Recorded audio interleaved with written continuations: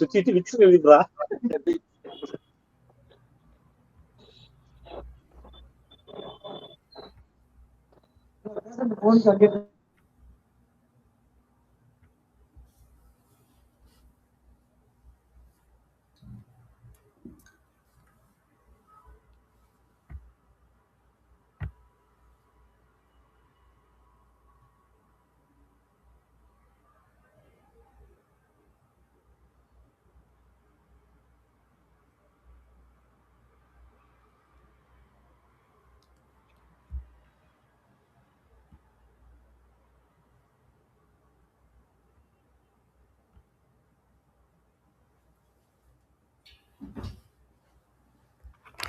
Good evening. Welcome to the first TA session of Structural Analysis 1 taught by Professor Amit Shaw. I am Trisha Chakravarti, one of the course teaching assistants.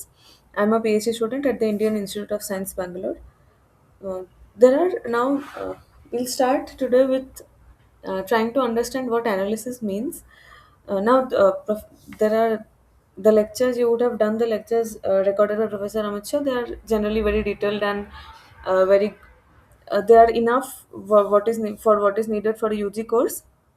Right. These TA sessions are mainly for doubt clearing. So if you have any doubts, you can bring them to me, and I'll also be covering the week by week topics that he teaches uh, to make things clearer. And I will also be solving some examples in each class. Now there are two broad branches of structural engineering: analysis and design.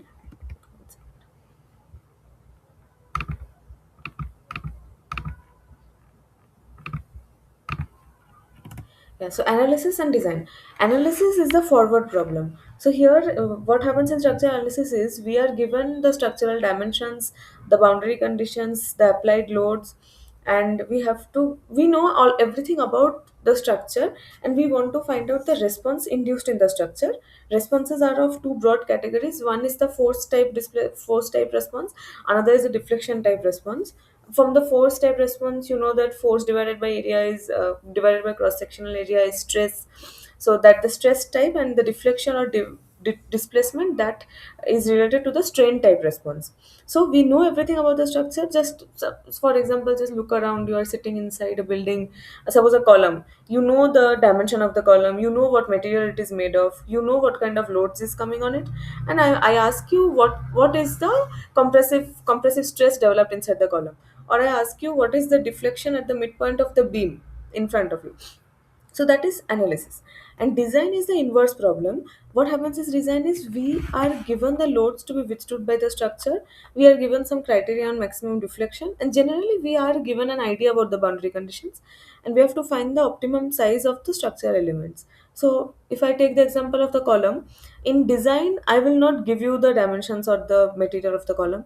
I will tell you that design a column which has to take this amount of compressive force, this amount of wind load. So the full loads I will give you, you will have a broad idea about the length or the boundary conditions at the top and the bottom. And then you have to find the width, the depth, the whatever materials and whatever reinforcement you want to give. So that is the analysis and design are not really opposites of each other, but they approach the problem in different ways. And analysis and design also go hand in hand, because if I'm asking you to design a column, I won't be able to, like, not me, but whatever the requirement of a building is, you will be asked that this structural element I want to build the column, and you won't know what is the exact load or moment you have to design it against. Rather, you would be given the dead load, the live load, the wind load, the earthquake load, with the broad loads coming on the structure as a whole. So then first we have to assume some structural dimensions. Then we have to carry out a structural analysis first, and then we are going to I just assume that the column is 300 by 400 and the beams, I will similarly assume dimensions for all the structural elements. Then I'm going to do an analysis using the load, using suppose the earthquake load is a lateral load.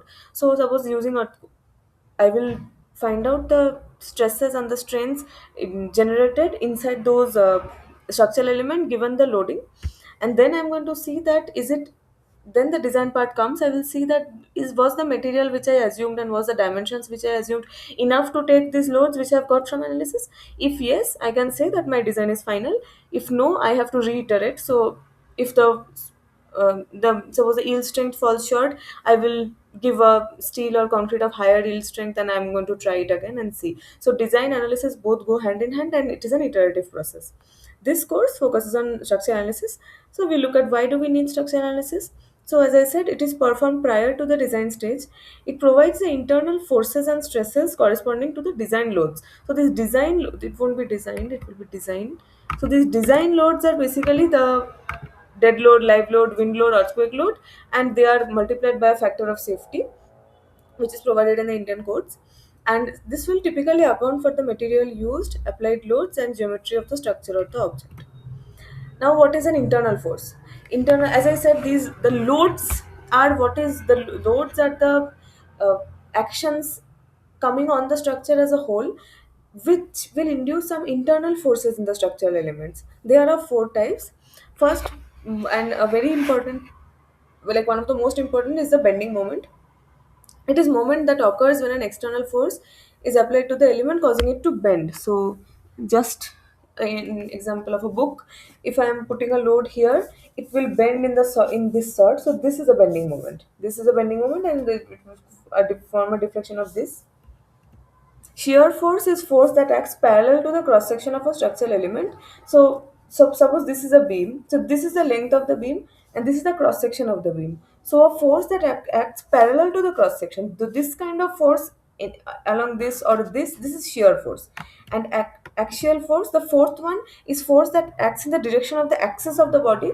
So if you look at the cross section, force that goes out of the plane or into the plane is axial force. So if this is a beam, then this kind of loading is axial load, and this kind of load or this kind of load is shear force. And torsional moment is moment produced by a twisting force applied to the body. So this is a beam, this kind of moment, this is a torsional moment. If I am applying a load like this, it will cause a bending moment, and if I am applying a twisting kind of moment, it is torsional moment. So these are four types. Bending moment and shear force have the direction. See, bending moment and torsional moment, these two are moments and these two are forces. But bending moment and shear force are a pair, because actually, if you apply a shear force, it automatically induces a bending moment, because shear force is this kind of force which is parallel to the cross section, which induces a bending moment as well. While axial force and torsional moment both have the direction along the length of the member. If you have any doubts at any point, you can stop me. So this is a visualization.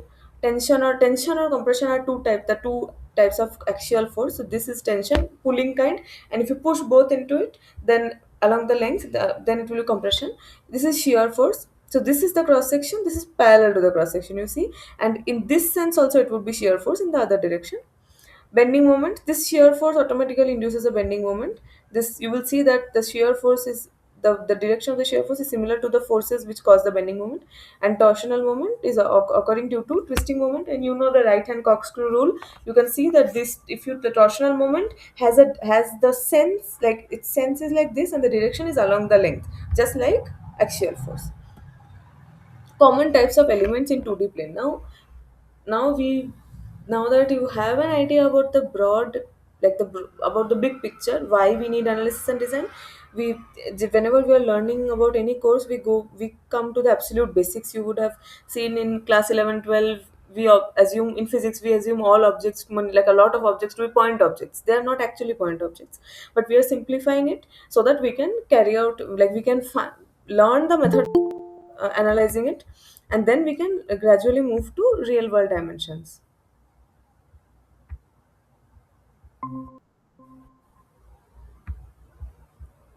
So we are looking at three types of elements in the 2D plane. Firstly, there is nothing called a 2D plane actually. Whatever we see around us is three dimensional. But two dimensional, it's much easier to analyze stuff in two dimensional. So generally in this UG course, people start by learning about 2D and very idealized three types of elements. The truss element, which transfers only axial force. So a truss element actually has, okay, we are going to go into the details of all of these elements in later lectures. Today's class, the introduction class, is about mostly about an introduction, like overview about the course, and we will also look at bending moment and shear force diagrams. But Right now I'm just saying most of these qualitatively. So a truss element has pin joints at both ends in such a way that it can transfer only axial force. If a shear, it does not have any capability to take a shear force or a bending moment. Beam element transfers only shear force and bending moment, so it is a complement of the truss, you can say. And frame element transfers axial force, shear force, and bending moment. Now it's actually in the very few elements are actually, like in the real world, truss element and beam element are kind of idealized. Generally everything is a frame element. You, like, generally if you're given an element, you will assume it is a frame element because it depends on the kind of loading on it. A beam element remains a beam, like a beam, whatever we call a beam. Like, look around you, you will see that along the ceiling you will see some beams are protruding. So they are a beam, but they are a beam element only because I have designed the structure in such a way that only shear force and bending moment will develop in that structure, in that structural element. But if I go and externally apply an axial force on the beam element, then it will act as a frame element. So the thing is that beam element, truss element, and frame elements don't look different, like different physically. They can be physically the same element, and my treatment of that element will be either of these three according to what kind of force is being developed in that element in the particular case. Okay, so and then there are types of supports in the 2D plane. Supports are boundary conditions. Now you can, why are boundary conditions important? Suppose this is a beam. I am applying a force here. It will just fall. It won't nothing, like it will just move. It will undergo rigid body motion, and no stress or strain is going to be developed in it. But in civil engineering, we don't want any rigid body motion. We want to, whether I'm building a building or a bridge or a roof truss, anything. I want things to stay in their place, so I need some sort of restraint. So now if this is a beam, I have a restraint here. Then if I give a force here, it will undergo bending, it will undergo some sort of stresses, but it will not fall. That is what I'm aiming for. So boundary conditions are the things that hold the structural elements in place. Now these are again idealized. Roller support is, you see this, it's generally represented by something on wheels. Sometimes this triangle is also omitted. Only a single wheel is also roller support. It restricts displacement only in the direction perpendicular to it. So if there is a roller support here, suppose there is a roller support here, what it means that if I'm loading it in this direction, it's going to resist. But if I'm going to give a transverse displacement, it will just move like this. And also it cannot resist any moment also. So if I give a moment, it will fall, like it will, like, rotate completely like this. Hinge support restricts displacement in both directions, but it does not restrain any moment. So if I have a hinge support here, if I push it like this, it won't move. If I push it like this, it won't move. But if I give a moment, it will rotate. So I mentioned, okay, and fixed support restricts displacement in both direction and out of plane moment. So now you should know that in a 2D plane, what are the types of forces or moments that can come. If this a 2D plane has two perpendicular axes, x and y, so there is force in x direction, force in y direction, and there is this kind of moment which is actually mz, right, in the out of plane or into the plane. The other, so there are three types of independent forces or moments in the 2D plane. So roller support restrains only the y direction displacement. Hinge support restrains the x direction displacement and the y direction displacement. And the fixed support restrains x displacement, y displacement, and z rotation as well. There is a concept called structural indeterminacy. Structures that cannot be analyzed using statics or equations of equilibrium only are called indeterminate structures. Okay, what are the equations of equilibrium in a 2D plane? Since there are three types of forces or moments possible, there are three equations of equilibrium I can have. Let me see where they are. Okay, I'll just give an overview. So there can be a force in force or displacement in the x direction, right? So for one equation of equilibrium means that a structure is not undergoing rigid body motion. So that means that the sigma fx should be zero. So all forces along the x direction should add and subtract each other to become zero. If sigma fy should be zero, all forces along the y-axis should become zero, and the sigma mz should be zero. Whatever moments are along the z-axis, they should cancel out. And see, x and y are representatives here. I can call this x and y axis. X and y axis do not always have to be like one person can define the x and y axis like this, one person can define like this. What it means is it has to be two mutually perpendicular axes in the plane I'm concerned with, and z is the axis perpendicular to that plane.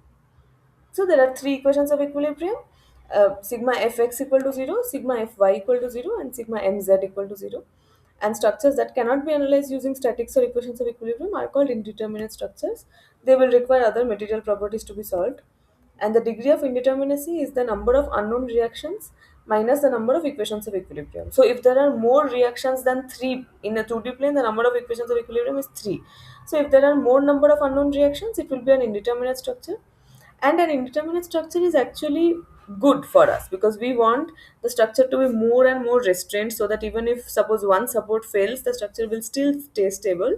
So indeterminacy is a positive thing for civil engineers, and all structures we see around us are very heavily indeterminate. Like one failure, like one boundary condition failing, is not going to affect the structure's overall failure. So, but indeterminate structures are more difficult to analyze. So we start the course with determinate structures. For the first half of the, I think for the first 6 weeks, we deal with determinate structures. Then we will see how to solve indeterminate structures. In the meantime, we'll see just how to find the degree of indeterminacy. That is a number assigned to every structure. External indeterminacy is total number of independent support reactions minus total number of available equations of static equilibrium. This will be 3. Okay, mostly this will be 3. Internal indeterminacy is total number of internal reactions minus available equations of equilibrium. We'll look at what this internal reaction means. And degree of structural indeterminacy is adding these two. So let's look at examples. This structure, this is a cantilever beam. It's called a cantilever beam. So it undergoes only transverse loading or bend. So it's only has shear force and bending moment, and it has a fixed support here. So the number of reactions here is three, right? One is as we saw, the fixed support provides three restraining force or moment.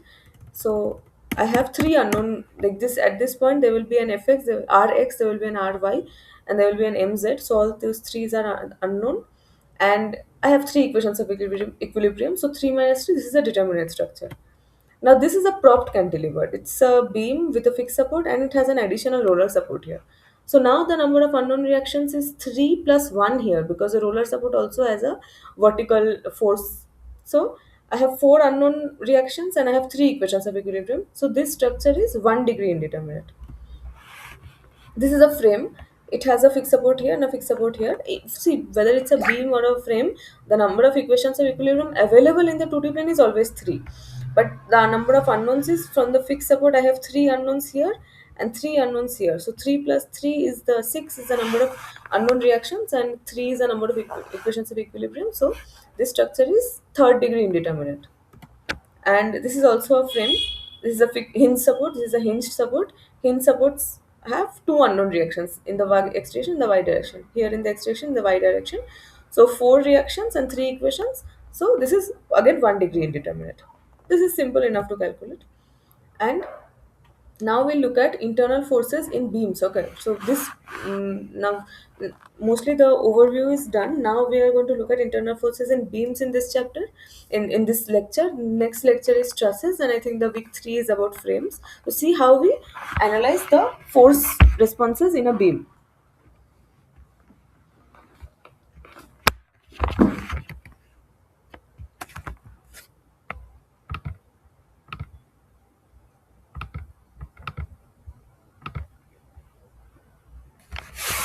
Okay, are there any doubts so far?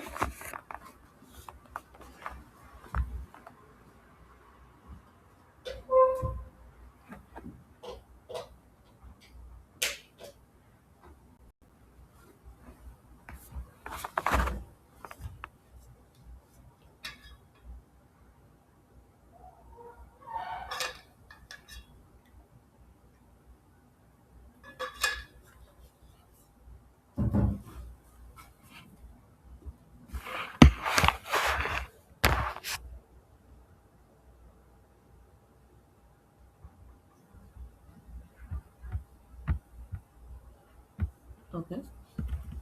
So internal forces and beams, there are two types. We have seen the beam element is an element which takes shear force and bending moment, and we'll see how the internal forces come. So this is an externally applied load. This P here, this is a cantilever beam. P is the externally applied load. Now what we do to find the internal force or moment at any cross section, I cut a section AA and I take the free body diagram here. In class 11 and 12 you know how to draw free body diagrams. So I've cut it and this part I've taken. So there is a P here. Now there is a internal shear force in the upward. Since I know this entire structure is in equilibrium, I know that this part of the cross section, like the left side of the cross section and the right side of the cross section, both are also in equilibrium. So since I have a force P here, this point, this and in this part, there has to be an upward, equal and upward uh, force being developed so that it's in equilibrium. So this V here is the shear force, and since this is an internal forces have to cancel each other out. So if when I take a cross section, if on this face there is an upward shear force, at this face there will be an equal and opposite downward shear force. So that's okay, and this V is obviously equal to P, you can understand, because if this part has to be in equilibrium, so this is P, this upward shear force is also P. But now, is this part in equilibrium? If there is a piece like this, if there is a force P here, the vertical, the F, like the sigma Fy is 0 now. But you can see, if you have a book or something in front of you, if you apply that kind of force, there will be a rotation like this, because this P is acting in this direction, this P is acting in this direction. It will rotate in the clockwise sense. So there is, I also need an anticlockwise moment to equilibrate that. So P into this P and this V equal to P, it forms a couple, and if this length is A, then P into A is the moment being developed. So there will be also be an internal bending moment M, which will act in the opposite direction. It will be equal to P into L, and that is going to be the bending moment at this point. Again, since internal forces or internal moments must cancel each other out, in this phase there is an anti-clockwise moment. So in this phase there has to be an equal and opposite clockwise moment. So this V developed here is the shear force, and M developed is the bending moment. This is how you visualize it. Now this is a very simple problem. That's why we could just take a cross section and find out the V and M. Generally, we don't, like, if there are a lot of boundary conditions, a lot of loads, we have different ways to find this out. But this is a very basic, and like this thing you can understand from the first principles just by drawing a free body diagram. And now sign convention is very important because it's a little difficult to understand, since the M here and the M here are in opposite senses. So sign convention here is, if you come from the left side, clockwise moment is positive, and if you come from the right side, anti-clockwise moment is positive. It sounds confusing because generally when we are writing equations of equilibrium, like sigma fx equal to 0, sigma fy equal to 0, sigma mz equal to 0, generally it doesn't matter whether you are coming from the right side or the left side. It's a standard you sign convention. Suppose I'm saying that while doing sigma fx equal to 0, I'm saying that any force towards the right is positive, any force towards the left is negative. It works like that. And even when I'm doing sigma mz equal to 0, suppose I'm adding all the moments in a plane and making them equal to 0, I will just have to say that clockwise moment is positive, anti-clockwise moment is negative. Or you might say anti-clockwise moment is positive and clockwise moment is negative, it doesn't matter. So basically, sign convention entirely depends on how you define it. But while solving equations of equilibrium, the sign convention is consistent. While drawing bending moment or shear force diagram, it depends on which side you are approaching it from. So here, this sign convention is what is generally followed. When you come from the right side, sorry, the left side, clockwise moment is positive and anti-clockwise moment is negative, and vice versa. If you want, you can reverse this. Like, you can call this negative and this positive, but you have to go by the pairs. Like, when you come from this side, if you whatever you call the anti-clockwise moment, if you come from the other side, the clockwise moment has to be that. So you have to, like, be careful. So just generally these sign conventions are followed everywhere. So remember these. It is, you can just draw, like, remember these two diagrams. Shear force, left, from when you come from the left side, upwards is positive, downwards is negative. When you and downwards is, when you come from the left side, downwards is negative, and up, and when you come from the right side, upwards is positive, like that. We'll see how this positive and negative comes in some examples. Now, shear force diagram SFT and bending moment diagram BMD. It's one of the most basic, uh, basic topics in structural analysis, where which everyone, which has generally has a lot of weightage in exams, be it your college exams or even in gate exams. It is a graphical representation of the shear force distribution and the bending moment distribution along the length of a beam. So this is the length of the beam. I want to know the how the shear force varies across this and how the bending moment varies across this. Example, this is the general kind it looks like. This is complicated, like you don't have to be scared looking at this diagram. So this is a beam, it has a roller here, it has a hinge support here, it has an applied moment, it has an applied load, it has an applied uniformly distributed load. This kind of loading is like vertically downward loads distributed over a certain amount, certain length. So all of these, and so the shear force diagram looks something like this. You see that generally we draw the beam which is given to us. As I said in the very beginning, in structural analysis you are given everything about the structure, so you know the length, you know the loads, you know the boundary conditions. So you draw this beam, and then you draw a line along the length of the beam from end to end, and I'm going to plot the shear force along this length, and I'm also going to plot the bending moment along this length.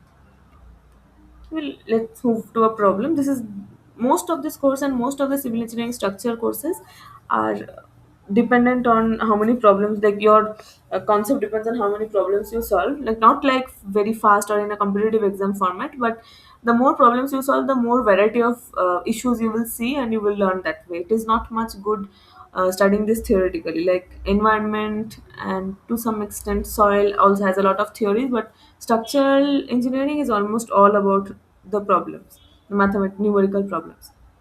So let's see what we know about this beam. This has a length of 3 plus 1 4 8 9 10 and 12. So it's a 12-meter length beam. It has a hinge support here. See, if there is no circles or drawn under it, it's a hinge support. This is a roller support because there are two circles below it. It has a point load 5 kilonewton at B. It has a point load 10 kilonewton at E, and it has a uniformly distributed load from C to D. See the unit. Look at the unit of uniformly distributed load. It's kilonewton per meter. Newton is the unit of force.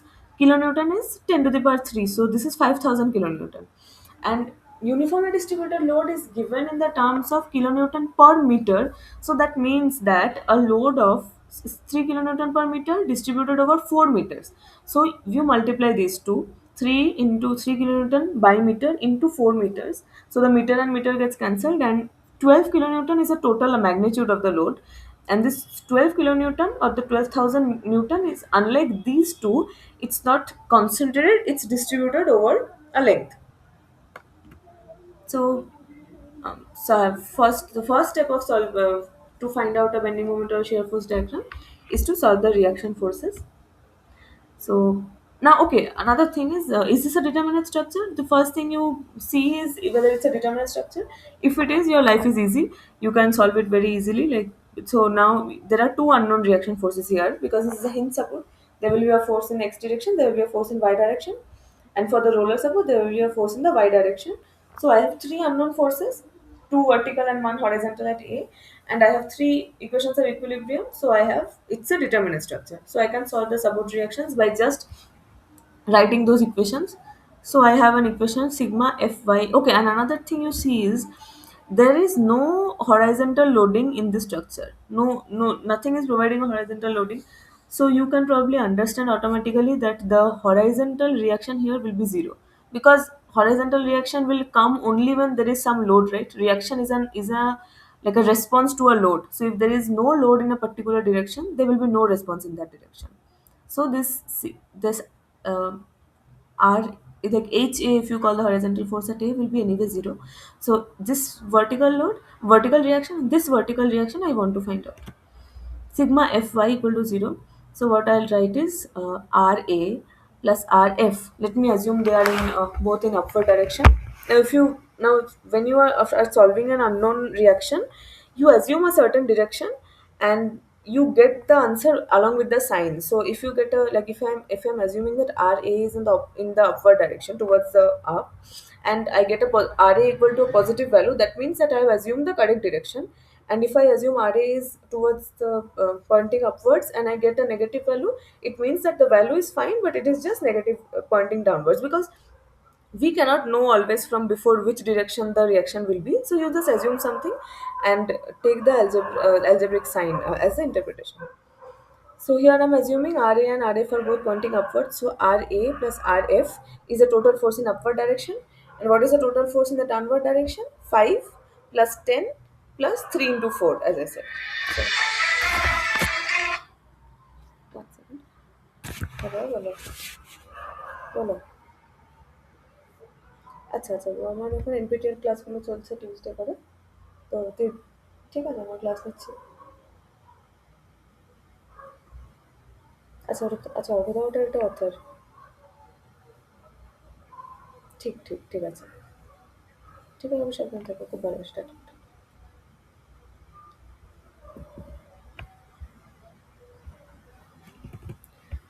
So RA plus RF is 5 plus 12 plus 10, so 27. So I have one equation here.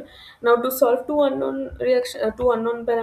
like values, I need another reaction, another equation. So I'm going to take sigma m f equal to 0. See, f here is the point about which I'm taking the moment. You can take the point about any moment. For a structure under equilibrium, you can take the point about any moment, and the sigma of all the moments about that point has to be 0. So another person can quite as well take sigma ma equal to 0. So if I'm taking sigma mf equal to 0, I'm going to see the moment induced about this point for all the individual loads.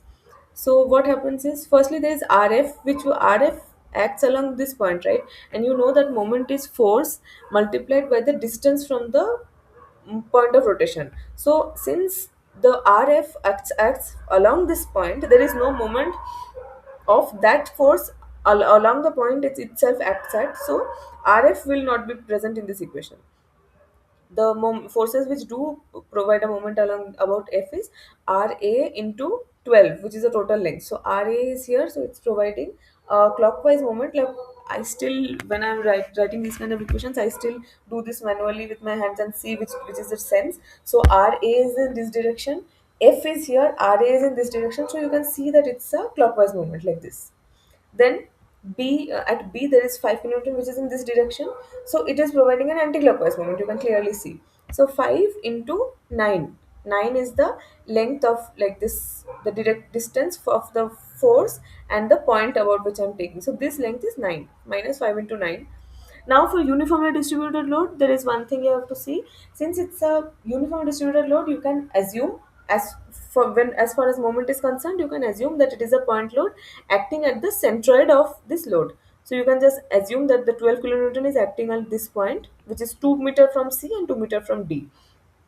So this is again, it's a downward load, so it's again providing an anti-clockwise moment. So 12 into 1 plus 3 plus 2, which is 6. So 4 into 3 into 6 minus 10 into 1. 10 again is minus. So all of these, so what, how is, they have assumed like that the clockwise moment is positive, so Ra into 12 is positive and all the others are negative. So now I solve Ra from here. RA you get directly from this equation, 10.58, and then you plug this into this equation and you get RF. So I have the support reactions. That is the first step.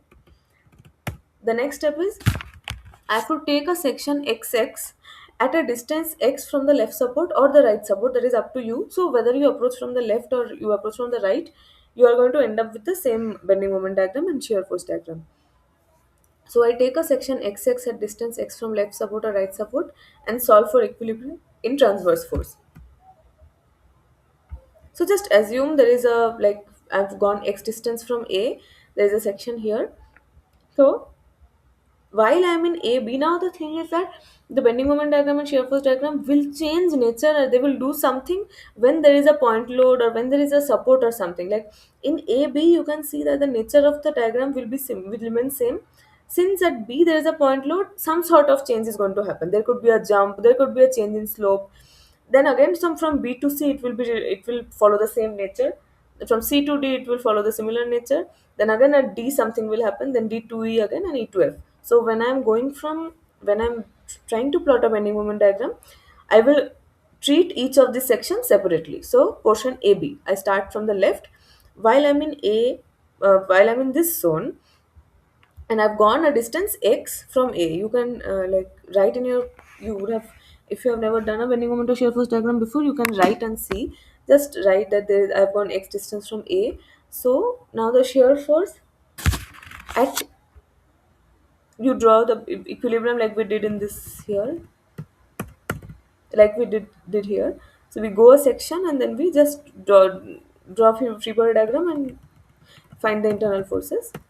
So Sx is equal to Ra, because if you go here, you will see that since there is a reaction in, since there is an upward force here, at here the shear force will be upward equal to Ra, so that is 10.58. So in this direction, as long as you are in AB, the shear force will remain constant at 10.58. Then just before you reach B, it is still 10.58. But the moment you have crossed B, what happens is minus 5 acts. So Sx in this BC portion will be Ra minus 5. So it will be 5.58 kilonewton. And again in B and BC it will remain constant. Just to the left of B and just to the right of, like, just to the right of B, just to the left of C, this will remain constant. Now at C there is no point load, but from C to D there is a uniform downward load. So if you see this generally uniformly distributed load, this kilonewton per meter, this quantity is denoted by W. So here that's what is here. So Sx in this CD region, if you take the free body diagram, you will see Ra minus 5 minus 3 into x minus 4, because this W is a 3. So I have gone x distance from, like, see, I have gone x distance from A, right? So whatever, this AC portion is already 4 meter. I have gone x from A, so the amount of uniformly distributed load covered is x minus 4. So this part. So that is why it's Ra minus 5 minus 3 into x minus 4. This is a linear line, you can see. So from at just to the right of C, the shear force is 5.58, but just to the left of D, it has gone down by, it has gone a total like 5.58 minus 12, but it has not suddenly fallen, it has fallen in a linear manner, because you can see this Sx variation is proportional to minus x. So it will reduce in a linear manner. Then in portion DE, it will remain constant, because here it was like just to the left of D, it was minus 6.42. It will stay here, and then at E there will be, again there is a downward jump, so it will become minus 16.42.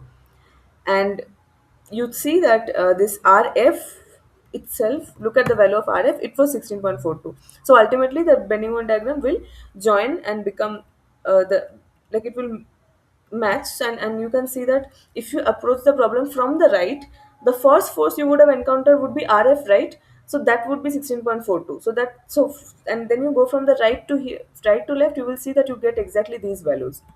And okay, let's see the drawing first. So look, this is the diagram. 10.58 was plus, it remained constant. Then there was a downward jump of 5, then it again remained constant.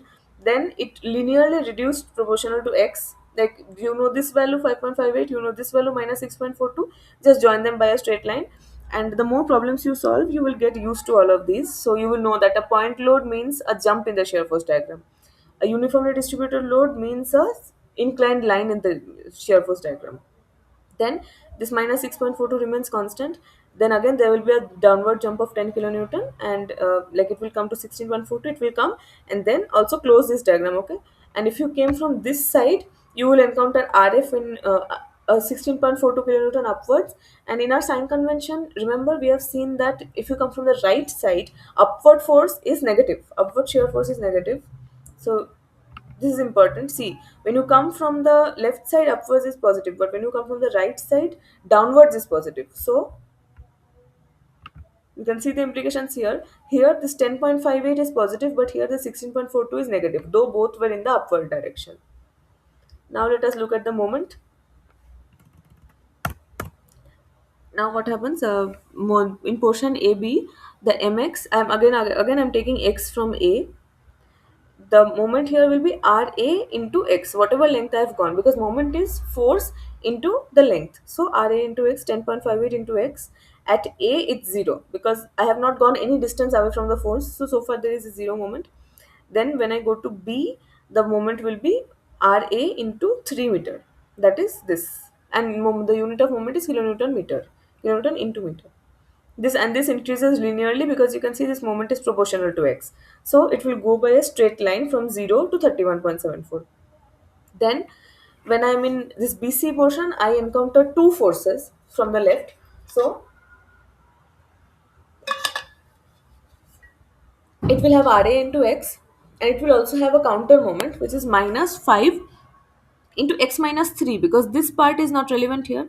I've gone a distance x from A, and this part is not relevant. So from B, the distance of that my point is x minus 3. So you see Ra into x minus 5 into x minus 3. Then in portion CD, there is a uniformly distributed load.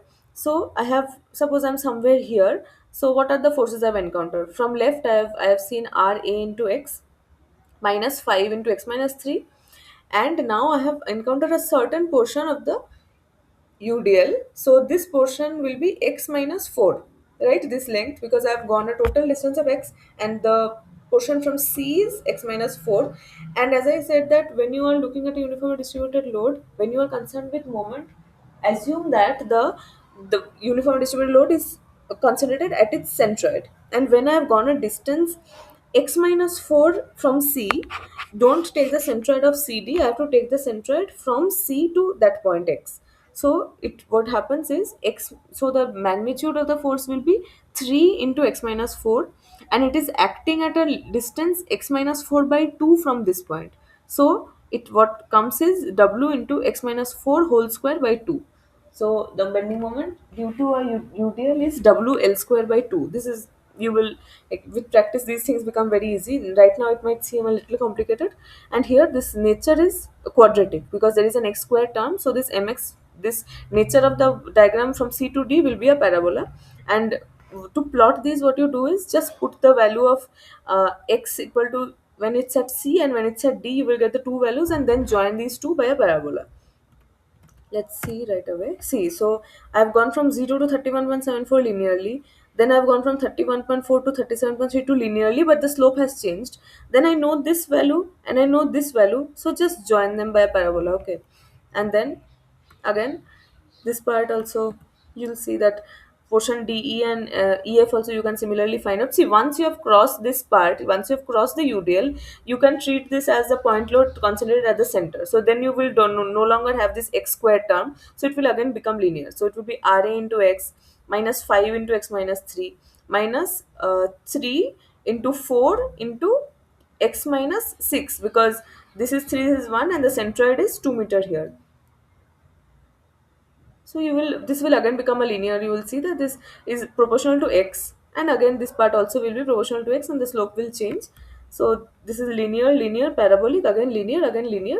And so now what I have seen is wherever there is a point load, the slope of the bending moment diagram changes, and whenever there is a UDL, the bending moment diagram follows a quadratic nature. And another thing I'm interested to know is very naturally is what is the maximum bending moment. This is a parabola. In linear graph, in a linear line, if I know the endpoint values, I know the everything about the graph. But in this part, I don't know the m max. So how do we find that out? What we do is, you know that to find any maximum of a quantity m, which is a function of x, you have to take the derivative of m with respect to x and make it equal to 0. So I know this equation mx is 10.58 minus 5 into x minus 3 minus 3 into x minus 4 whole square by 2. So I will do a dm dx equal to 0. So dm dx equal to 0. So this will be 10.58 minus 5 minus 3 into x minus 4, and the 2 and 2 will cancel out. I hope you know basic calculus. So from that you will solve this, you equate this to 0, you will find an x is 5.86 meters. See, so this is 3, this is 1, so it is 1.86 meter from here, somewhere here. And you put this value of x in this equation, and you will find the m max, which is 42, which is more than both the end values. This end value was 37, this was 35, and the m max is 42 kilonewton meter. So you don't, like, you can, when you are just, if they have not asked in the question to find the maximum moment, you don't have to go through this. You can just join it by an approximate parabola. They are not going to ask the exact values. But it is also a very common question, especially in exams like GATE, and I think ESC prelims also, that to find the maximum bending moment in this bending moment diagram. Are there any doubts so far?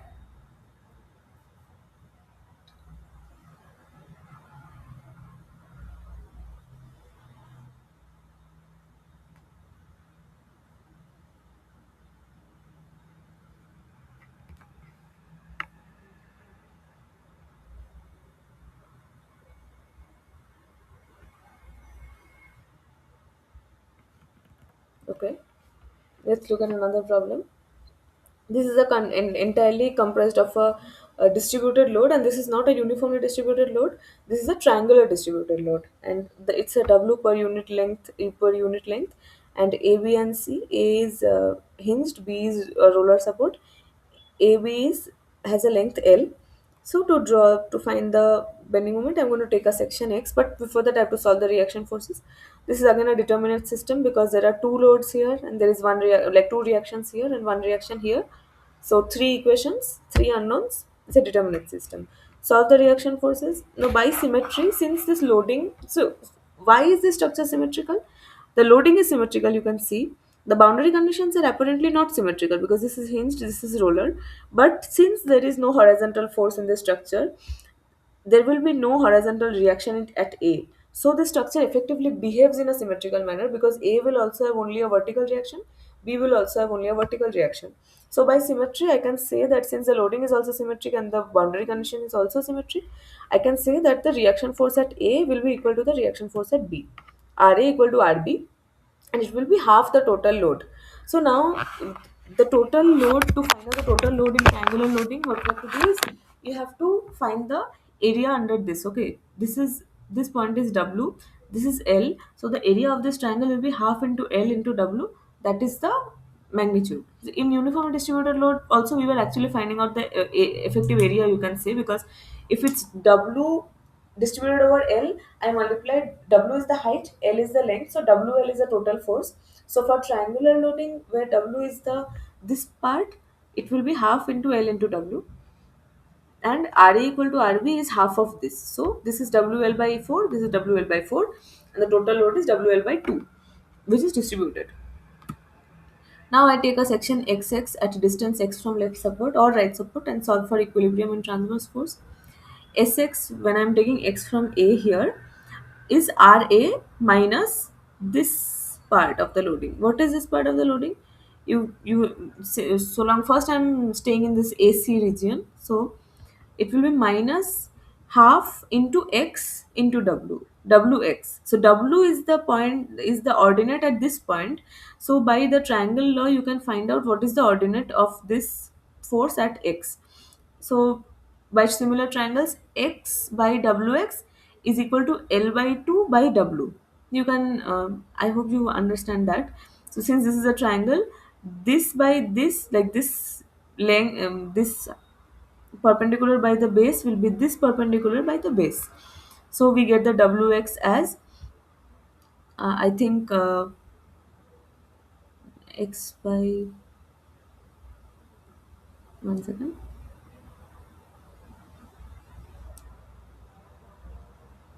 Yeah, it will be 2 into 2 into x, one second, x, wx by x will be w by L by 2. So it will be 2w by L into x. So you put this into here, and you will, sorry, the x will be on top. So this 2 and 2 gets cancelled and you get wx square by 2. And the RA I have already found as WL by 4. So Sx is this, and you can see that it is a parabolic nature, right? Because Sx is proportional to x square. The x square term is there. Even if there was an x term, it would still be parabolic because the highest order of the independent variable matters. And I'm going to find the endpoints at x equal to 0. The shear force is WL by 4. At x equal to L by 2, the shear force is 0. So Sx will be 0 when x equal to L by 2. Structure will not remain, okay, this structure will not remain symmetric if there was applied horizontal load, because then A would have a horizontal loading and A and B boundary conditions would be non-symmetric. I'm going to take a section XX at again for to solve for the equilibrium and bending moment. So MA is RA into X firstly, that is simple. And the complicated part is now that this triangle load, there will be a triangle load here, which we have already seen. The magnitude of the load will be half into X into WX. And what will be the point of action in uniformly distributed load? We assume that the point of action will be at the centroid of that triangle, of that rectangular part. Here also it will be the centroid of the triangular part, and we know that the centroid of a triangle is one third of its perpendicular from the base. So this length will be one third, it will be x by 3 basically. This is x, and effectively the load will act at a point which is x by 3 from this point. So wx square by 2l, which is the magnitude, into x by 3, and this is a cubic nature. So at x equal to 0 you will see moment is 0, and at x equal to l by 2 the moment is wl square by 12. So the loading is symmetrical, so the BMD is symmetrical about center. So I'm going to sketch the line diagram. So here, see the reaction at A and B was both WL by 4 upward direction. Now we know when I'm coming from the left side, this will be positive, so WL by 4 positive. When I'm coming from the right side, the same force will become negative here. And I've also found out that at C the force was 0. And I know this is a parabolic nature, so this will go as a parabola here and like a parabola here. And in a bending moment diagram, M at A is 0, M at B is 0, and M at C is this WL square by 12, and this is a cubic diagram. Okay, it looks like a parabola and cube. Whether you're drawing a 2-degree curve or a 3-degree curve, you cannot, like by hand, you cannot distinguish between the two. But this is a 3-degree curve which goes to WL square by 12 and then comes down to 0 again. Okay.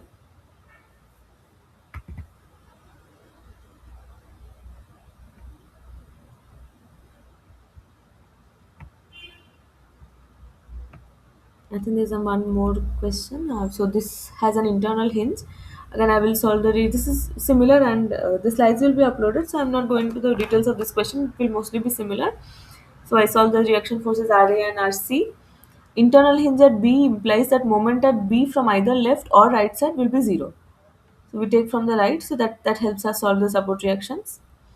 We take a section XX from right support or left support. Here we are coming from the right, because at the left there are, like, the right is a free end, so I'm coming from the right. So again we go from this portion, the DC portion, then the CB portion, the CA. Actually the hinge doesn't actually make a difference in the nature of the diagram, and we do the same with moment, and we get this kind of diagram. So let's see what we observe about this. At internal hinge the moment is always going to be 0, and the moment at free ends are always also going to be 0. But at a fixed support there is an actual moment here. And about shear force, we know that wherever there is a point load there will be a jump. So at this support there are jumps. There is also a jump since there is a reaction here, so there is a jump here. And you see that the entire structure is under uniform distributed load, so the entire bending moment diagram has a parabolic nature, while the shear force diagram has linear natures with some jumps. Okay, so that's it for today's class. Tomorrow, next class, we'll look at how the internal forces of trusses are calculated. Are there any questions?